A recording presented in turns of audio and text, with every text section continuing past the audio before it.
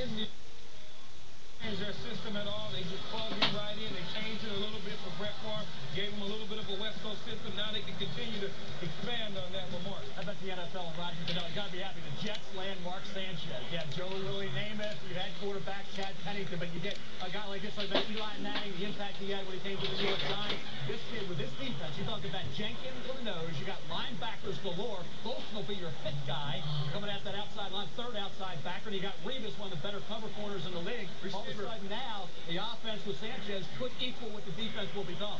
Now, Mort, you tipped us off that this might happen, that the past Jet coach and the current Jet coach, etc., would get together on what happened here. Boomer, while you all were in Maui, I was in Dana Point, California, at the owners' meeting when Woody Johnson, the owner of the Jets, Mike Tannenbaum, the general manager of the Jets, and Rex Ryan, their head coach, drove about 20 minutes over to Mission Viejo High School where Mark SanCHEZ played his football and watched him work out. Woody Johnson, the owner, fell in love with him. Remember, Woody wanted Brett Favre last year. He wanted Jay Cutler in a trade this year. Broncos didn't want to trade to the ASC. And I know that Brian Schottenheimer, their offensive coordinator, who wants to run the football a lot as well as throw it, they are absolutely thrilled. The fact that they can get him here front five as opposed to risking the 8, quite a coup for them and Woody Johnson, the owner. Well, here's the deal, okay? And we'll put this up so you can read it here in a minute, folks. But we don't have it yet, and I have it, so I'm going to read it. Obviously, they moved down to Cleveland to take the Jets spot at 17. They get a number 2 pick in this year's draft. They get quarterback. Here it is. So for the opportunity to pick Mark SanCHEZ, the Browns received the Jets 1, the Jets 2, Kenyon Coleman, defensive end, Brett Ratcliffe, the young quarterback who was theoretically going to compete against Kellen Clemens, and then Abram Elam, who made some big plays last year for Coach Mancini, a defensive back. What do you always see from when your coach leaves to go somewhere else? He brings his own players with him, at least some of them. You see new coaches kick them to the curb. That's what happened here. You get Rex Ryan coming in and say, okay, Eric Mancini, you can have some of your old players in this trade.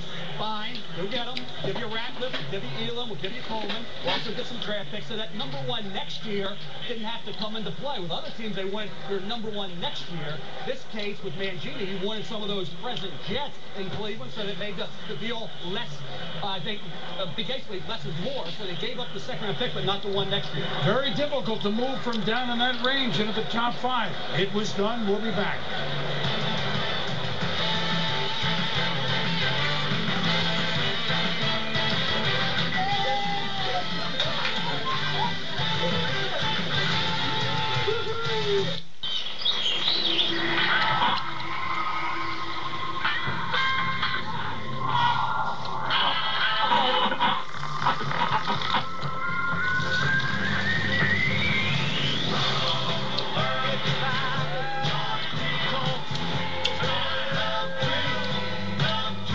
At the end of a long, hot day, grab a beer with a taste as cold as the Rockies.